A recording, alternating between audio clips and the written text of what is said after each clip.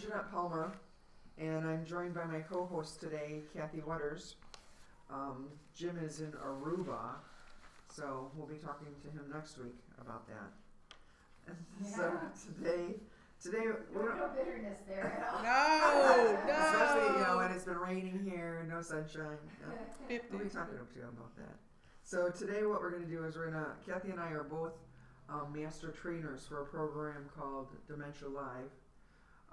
And it helps to simulate what it's like to have dementia, to create more of an empathy and understanding for, for those caring for people with dementia, as well as the community in general.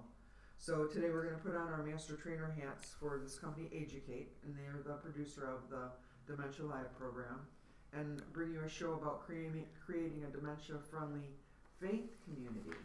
Mm-hmm. And so what we find frequently is when an individual gets dementia or starts experiencing the symptoms of that, they begin to isolate themselves because they're conscious of it themselves and are less likely about going out. So in addition to creating dementia-friendly communities to keep the disease from progressing, one of the things that the people with dementia are losing is the ability to go to their faith community and share in their beliefs.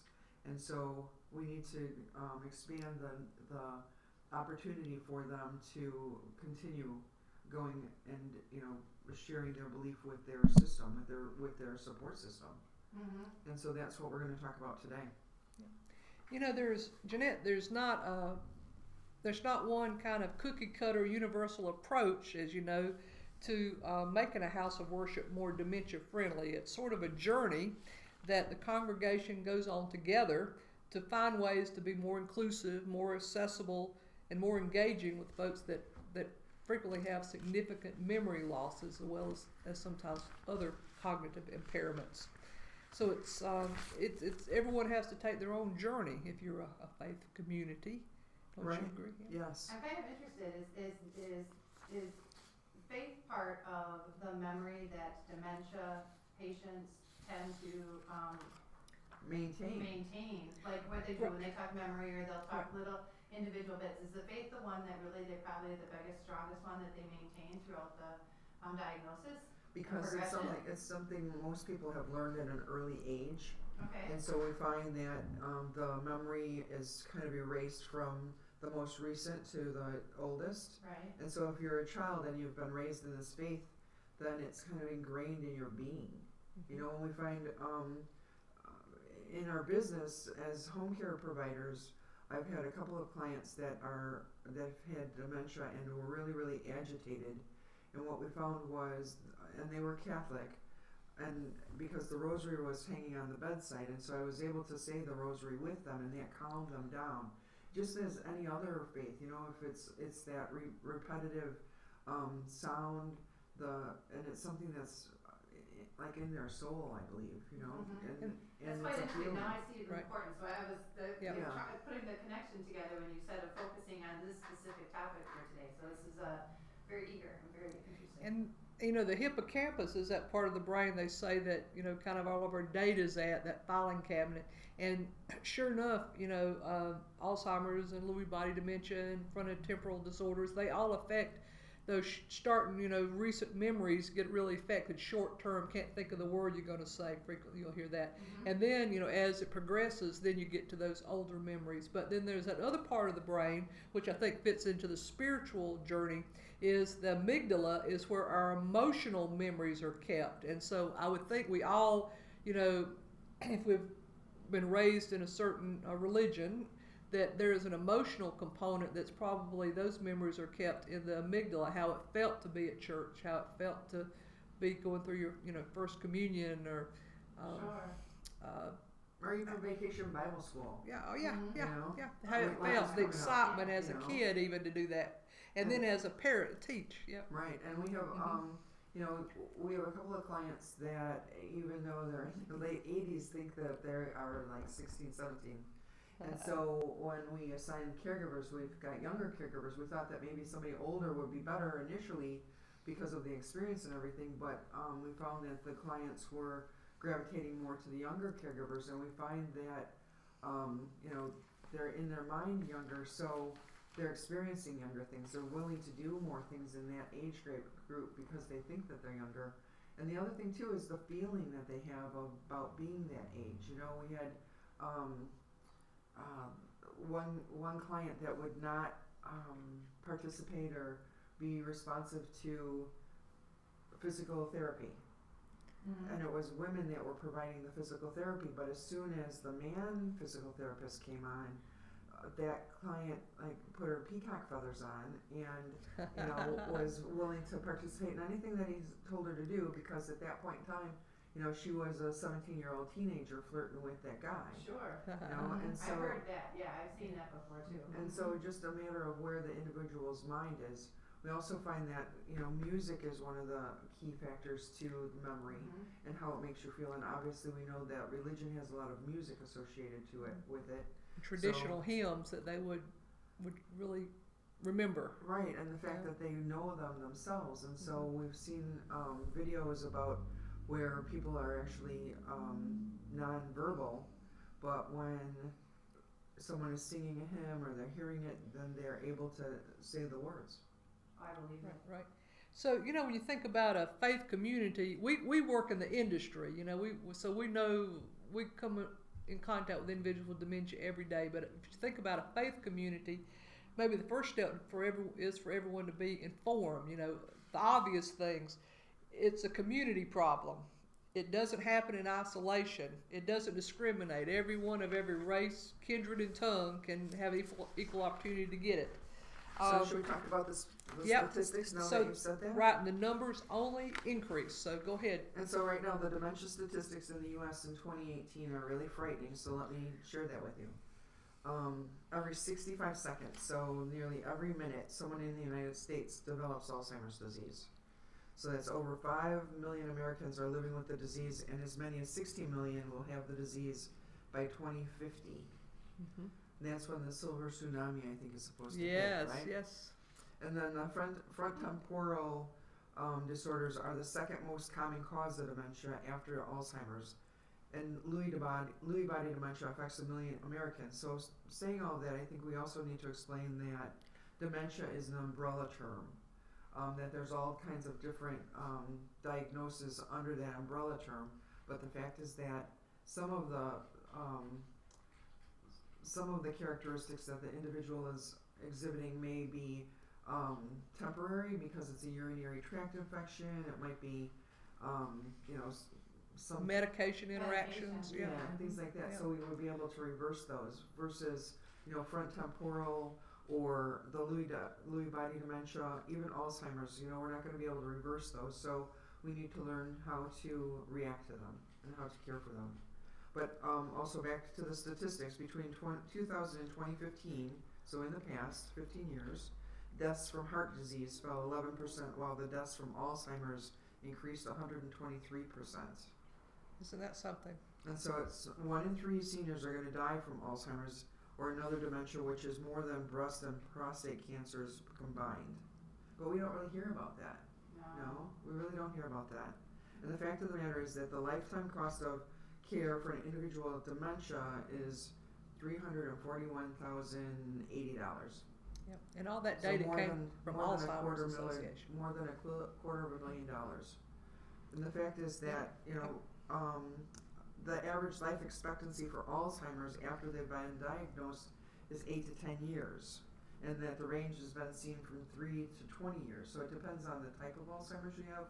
But we also find that the mind is what goes, but the body is strong, and the heart and all the organs and everything. They may not have some other disease, that they may be healthy as a horse, and it's just the Alzheimer's that's taking them. Right. And then to tack on at the beginning of that, the experts estimate there's 2.8 or almost 3 years between the onset of symptoms and the diagnosis. So this is a long haul. So in a faith community can be, the community is going to be affected by the symptoms, and then the caregiver burnout of those loved ones that are caring for those with those symptoms for a long time. It's not like a heart attack that you're going to get treated for and hopefully recover. This is a long haul, and so that folks, I don't think, get that about dementia. And I guess I shouldn't have said that those statistics are scary, because that's what we're trying to prevent, is we want to create a reality, but also we want to train people on how it feels to have dementia, so that they have a better understanding of it and they're not afraid of it. How did you guys come to figure about this Dementia Live that you, I know that you share that with a lot of groups and individuals. How did you guys come across it to begin with? So the companies that we own right at home is a national franchise, and this company Educate offered a discount for us to have training for it. So we went. Yep. And then One of the best things you ever did, I bet. Yeah. and so then we were so passionate about it that we started sharing the experience with first responders and other professionals in the industry, even Alzheimer's support groups, and the people that honestly all the people that have experienced this have come away with a newfound knowledge and feeling towards the disease. But at the end of the experience, we have everybody give us their survey. We take a survey and say, how did it affect you? Did you, what did you like about it? What didn't you like about it? And everybody really liked it. That they really felt that it made a difference in their life and how they're going to move forward. And so, as the result of the Dementia Live experience with the Alzheimer's support group in Dundee, one of the participants was a volunteer in Hampshire, and she went back to the village of Hampshire and helped to get all of the volunteers trained on Dementia Live and what it's like to have dementia and how to respond to individuals with dementia, as well as creating a dementia-friendly community in Hampshire. Oh, that's fantastic. I mean, this is something with the stats that you've been putting out there that everybody, every kind of organization, major organization, not just the faith-based that you're discussing today, but organizations should have access to this for the compassion, Right. and just I think even the focal points, things to watch for, And and unless to recognize. exactly, Yep. unless you have some knowledge of it, you don't know what to expect or what to look Right. for. And so, I guess that's what we have like so many passions, between like veterans and seniors and all of that. But Yep. the reality is that I think we're both really passionate about sharing this knowledge with the community, whether it's faith-based or business-based or just family-based, because it creates a better understanding of what it's like to have dementia, and then we feel that those individuals treat the people with dementia with more kindness and compassion. Absolutely. And that's really what we want. We came across a website. It's called Discipleship Ministries, and it's part of the United Methodist Church. But kick off kind of the what churches or faith communities need to think about. They gave a good idea of 5 areas you need to consider that are affected by dementia. First, obviously, is judgment and making irrational decisions. Time and spatial relationships, getting lost or I've seen this in my own church where someone with dementia, the program changes that morning and they get all off on what are we doing now, and their whole morning is off because that's not the way they are used to church going that day. Unusual behavior, getting agitated, physical challenges due to their balance problems, their hand-eye coordination, or their sensories. With dementia, our hearing, our depth perception, our sensitivity to temperature are all affected. So these are things when people are trying to be more dementia-friendly in a faith community, they need to be addressing those type things. And I do think most faith communities are like handicapped accessible, but there's other things that need to be taken into consideration for people that have dementia, like you were saying with regard to the sound and the visual, the space itself, and even like the bathroom and how to know if it's the men's bathroom or the women's bathroom, so that maybe they would have some independence in the house of worship. Right. Absolutely. I remember our church has a individual service that stays the same all the time, and it's the old school version. We have just one sermon or one service that is dedicated to that. Ah, that is So then excellent. the people who have, again, issues maybe like this, or just like the conformity, or just like to go to the original hymns and service order, Yeah, Mhm. so. That would be ideal for them. No kidding. Yeah. Yeah. Because some of the things, you know, they point out is a shorter service is better. Um, and then sometimes if it's great that your church has the traditional, but if they don't, then maybe at another time during Sunday school hour or something, they have a special service, short service for people with dementia, True, yeah. or a special event that during the month to address a spiritual activity that addresses those with dementia. So it's great that you have the traditional, because that's that old memory again. They have that old memory. So Right, yeah. there's a great folks in the UK. I swear are well ahead of us on this, and source of some of the information that we put together in our when we're thinking about how to make a faith community more dementia friendly is from a site that's run by Christians on Aging, and it's CCOA is the acronym for it. It's in the UK, and they have a great practical guide on growing dementia friendly churches. So if this is your first time hearing about this in the context of faith community, if you'll just go to that Christians on Aging, CCOA, growing dementia friendly churches, just Google that. That can kind of get you started on thinking about some things. And so Kathy is really computer literate, and so she's created an infograph that we'd be happy to share with people that are interested in this. But part of it is, by starting, you would have a Dementia Live simulation where we would come in and have the Dementia Live experience. And we want the leadership team to experience it, to know, how valuable of a lesson it is. Mm-hmm. And so as you go from the, head of the church, it's going to have more power, more meat in it for the rest of the congregation, and so we would be willing to come and provide the experience for any community.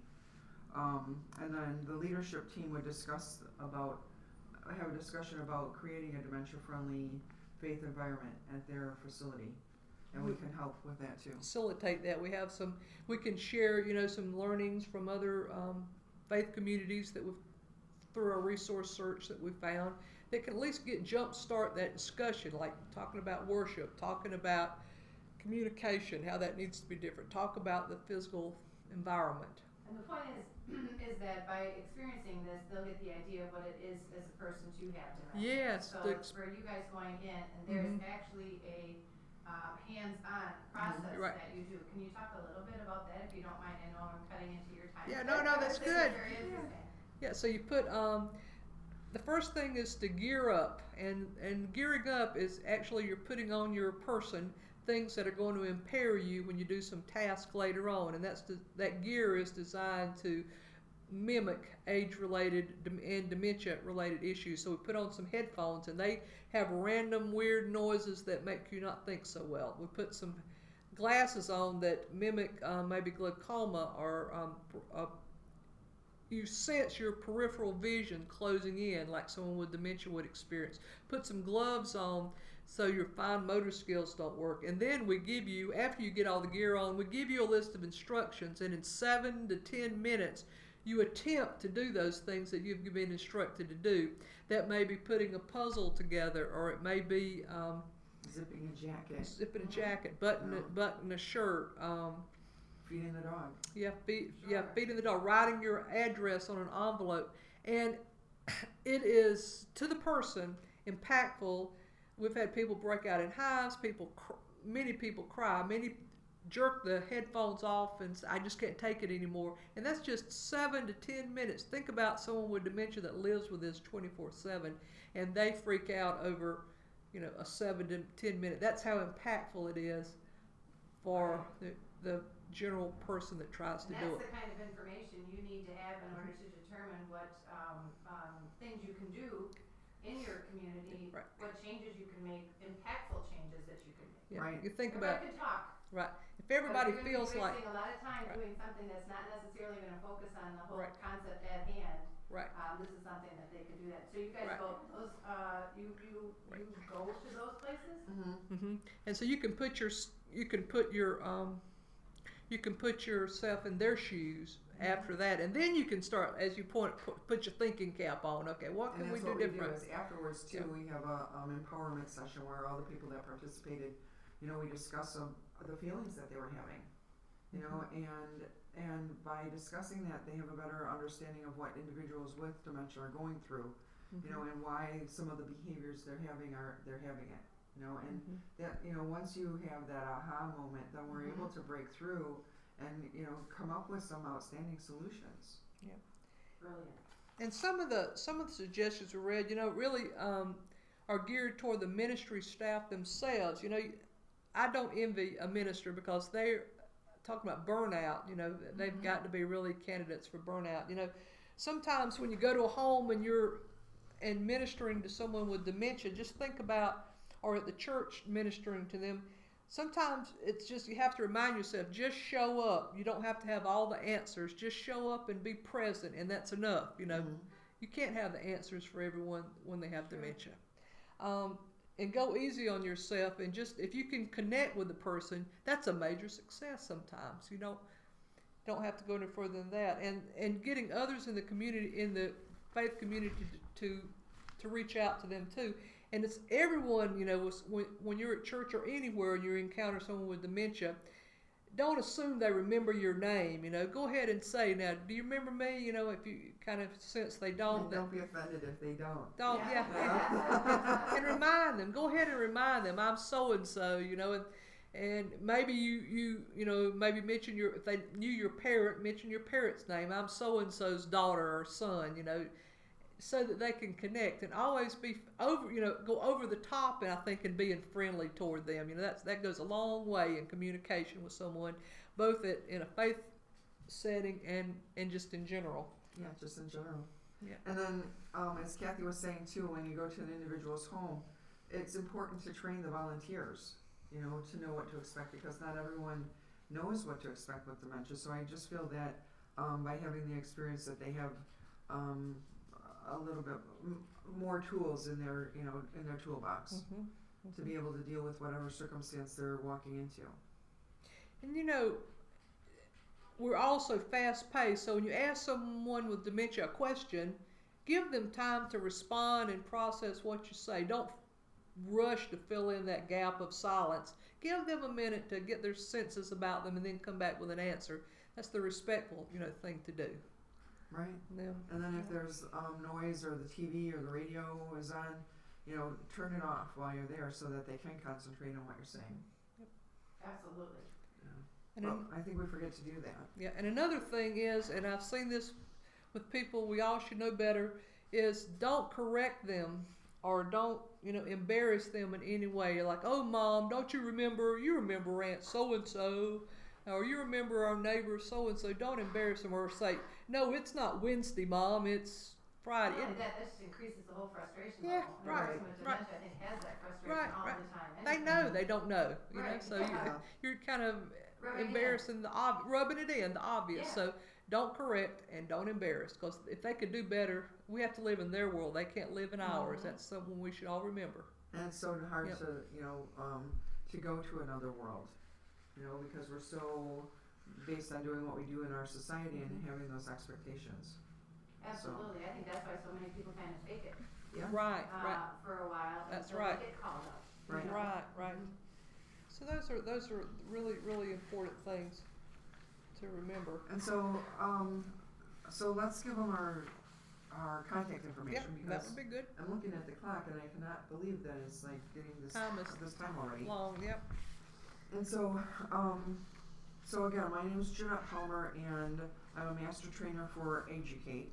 We provide Dementia Live, and you can reach me at 847-396-9000. I serve, you know, like the northwest suburbs, and we'll be happy to come to your faith-based community to share this information. Yep. And I'm Kathy Wetters, and I'm a master trainer at Educate also. And you can reach me at 630-879-1965, or my email is kathy@educate.com. And again, we're willing to come to wherever you are and, you know, share the experience and even have more conversation. if you'd like to contact us, Kathy gave you her email address, and perhaps she would send one of these infographics to you so that you'd be better understand. If you don't mind, can I just get that information and you guys will come out and do the Dementia Live demonstration? We will. Right. And then, or for that infograph, can I get a way, do you want to have people by email through this email that you're going to Yeah, provide? just Kathy@ageducate.com. And AGEDUCAK. DUCA. No, not AGE. you. AGE. AGEU. Educate. There's no D. Okay. Educate.com. Yep. And then there's a link, and the infographic that I'll send you a link to. The infographics. One has like the articles that a lot of this information came from. The source articles. When you click on it, it takes you right to the source articles. So it's one infographic, but then it opens up to a lot of other avenues for you to explore. Wonderful. Yep. Mm-hmm. So it looks like it's time for us to wrap up. Yes. So again, thanks for joining us today. Our show was brought to you by Right at Home. Your choice of senior care is broad, but when it comes to choosing the right care for a loved one, the choice is narrow. Call Right at Home. Our mission is to improve the quality of life for those we serve, and we do our best to fulfill that mission every day by hiring the right people to care for your loved one. The right in home care services and the right approach to ensure your loved one has the right care for your peace of mind. Call us today at 877-ELDER-99. That's 877-353-3799. Are you compassionate and driven by a desire to help others in need? If so, call Right at Home. We're looking for you to be one of our caregivers. Apply today at rightathome.net.